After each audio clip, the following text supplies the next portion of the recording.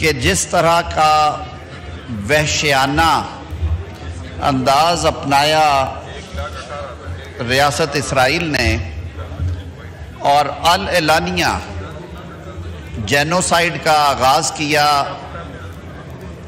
फ़लस्तीनी अवाम की,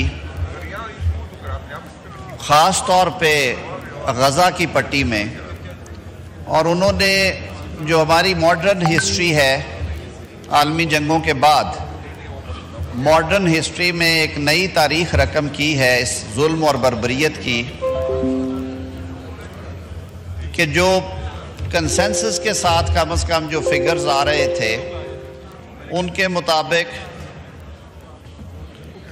इन 17 माह में अब तक तकरीबन जो कंफर्म्ड फिगर कहते हैं 65,000 है, कोई ऊपर नीचे, लेकिन फिगर्स इससे ज़्यादा भी हैं।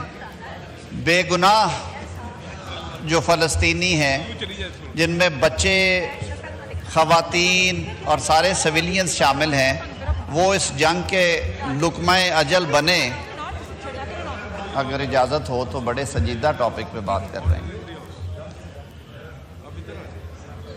और कमोबेश 1.5 लाख के करीब जो अशख़ास हैं वो इस सेहोनी बर्बरियत का शिकार होके।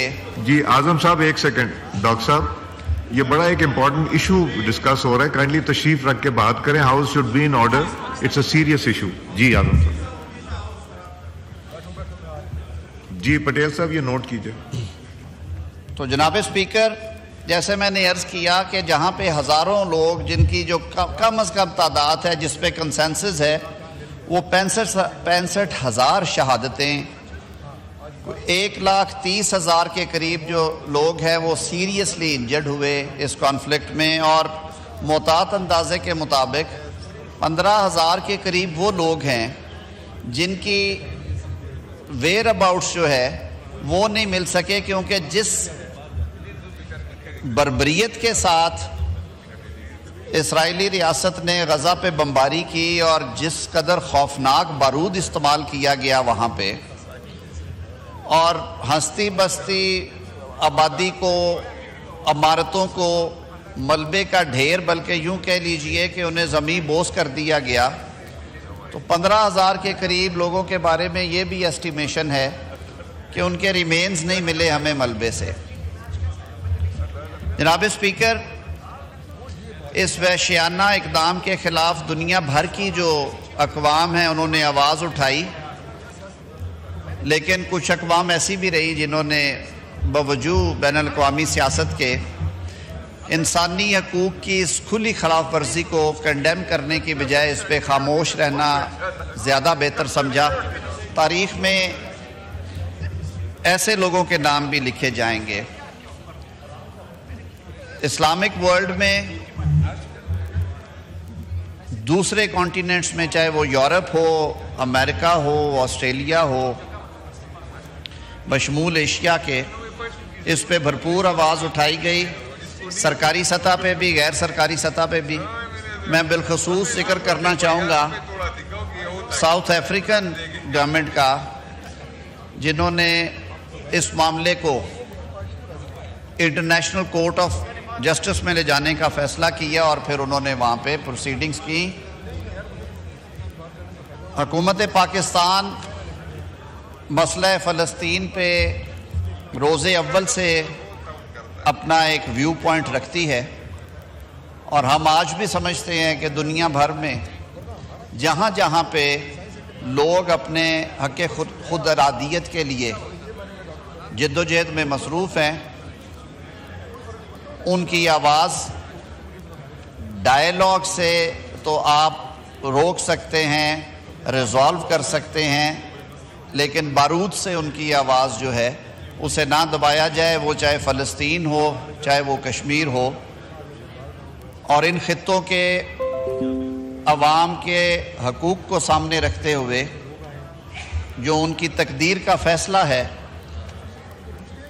वो बैनुल-अक़वामी क़वानीन के ऐन मुताबिक और अक़वाम मुत्तहिदा। अल्हम्दुलिल्लाहि रब्बिल आलमीन वल आक़िबतु लिल मुत्तक़ीन वस्सलातु वस्सलामु अला नबिय्यिही मुहम्मदिन व अला आलिहि व सहाबी अजमईन अम्मा बाद फ़अऊज़ु बिल्लाहि मिनश शैतानिर रजीम बिस्मिल्लाहिर रहमानिर रहीम इन्ना लिल्लाहि व इन्ना इलैहि राजिऊन सदक़ल्लाहु मौलाना अज़ीम। जनाब स्पीकर, सबसे पहले मैं आपका और आपके तवस्सुत से इस मौज़ूद ऐवान के तमाम अराकीन का दिल से शुक्रिया अदा करता हूँ कि आज उन्होंने इस हसास मौका के ऊपर यूनानिमसली ये फ़ैसला किया कि इसके ऊपर बहस की जाए। और मैं जनाब स्पीकर हल्फन ये बात अर्ज़ कर रहा हूँ कि मैं जो भी बात करूँगा उसके अंदर कोई सियासी एलिमेंट या कोई पॉइंट स्कोरिंग नहीं होगी। इब्तदा करता हूँ उस शख्स के इस जुमले से जिसने ये कहा कि गज़ा के मुसलमानों का दर्द ख़त्म हो चुका है, उनकी ज़िंदगी ख़त्म हो चुकी है और उनके लिए दुआओं का वक्त ख़त्म हुआ चाहता है और अब हमारे इस्तग़फ़ार का वक्त शुरू हुआ चाहता है। इसलिए कि मैं ये समझता हूँ कि गज़ा के फ़लस्तीन के मुसलमान, जो कि सबसे पहले हमें इस हकीकत को मद्देनज़र रखना है कि वो किसी सियासी एजेंडे की स्ट्रगल नहीं कर रहे। उनकी स्ट्रगल किबला अव्वल की और बैतुल मक़दस की हिफाजत है, जो कि तमाम आलमे इस्लाम के मुसलमानों के ईमान का मसला है। और मुझे ये बात कहने में कोई यार नहीं कि फ़लस्तीन के हर बुजुर्ग ने फ़िक्र इमाम हुसैन रज़ियल्लाहु के ऊपर अमल किया, फ़लस्तीन की हर खातून ने बीबी ज़ैनब सलामुल्लाह अलैह की सुन्नत पर अमल किया, फ़लस्तीन के हर जवान ने अब्बास अलमदार का जो सुन्नत थी उस पर अमल किया, और फ़लस्तीन का हर बच्चा अली अकबर और अली असगर की सुन्नत पर अमल कर रहा है। लेकिन सवाल यह है कि हम कहां पर हैं? हम बहसीयत मजमूई मुसलमान, मेरा यह बिलीफ है और मैं ये समझता हूं अब कि इसराइल ने फ़लस्तीनियों का कत्लेआम बाद में किया, लेकिन आलमी इस्लाम के हुक्मरानों ने उस कत्लेआम को फैसिलिटेट किया। जनाबे वाला, एक इत्तेहाद बना था आलमी इस्लाम की अफवाज का,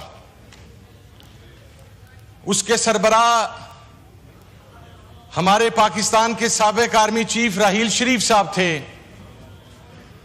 उनसे पूछना है कि जनाबे वाला 70,000 लोगों की शहादत के बाद अभी भी कोई हिकमत अमली है या हमने अपने मुफादात ही को डिफेंड करना है?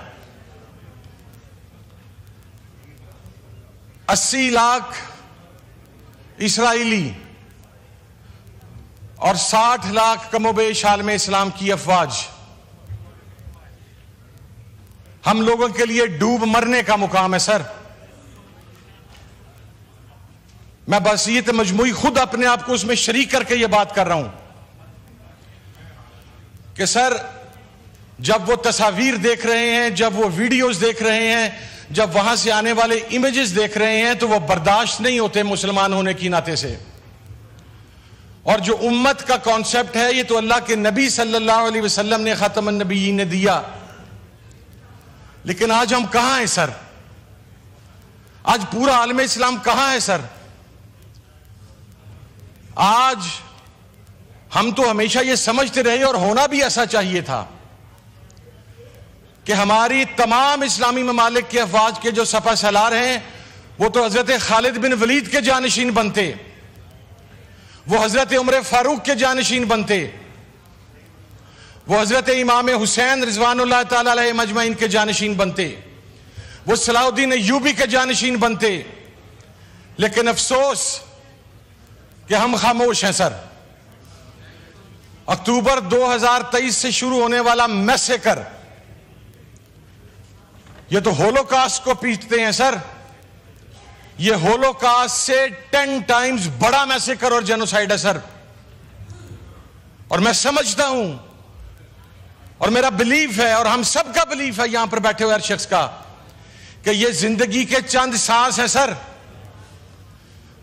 जो हम में से पता नहीं किसके कहां पर पूरे हो जाने हैं, कब हमने आगे चले जाना है।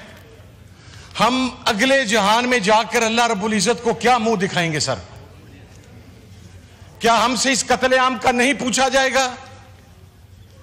क्या उन बच्चों का नहीं पूछा जाएगा जिनकी तस्वीर नहीं देखी जाती?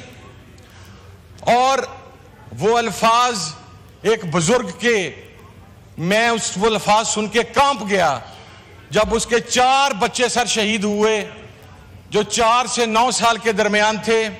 और वो ये कह रहा था कि बेटा, जब तुम अल्लाह की बारगाह में पेश होगे तो अल्लाह के नबी से कहना कि हमने तो किबला अव्वल के लिए अपना खून दे दिया, लेकिन आपकी उम्मत खामोश रही और आपकी उम्मत हमारे इस कत्लेआम की जिम्मेदार है। हम सब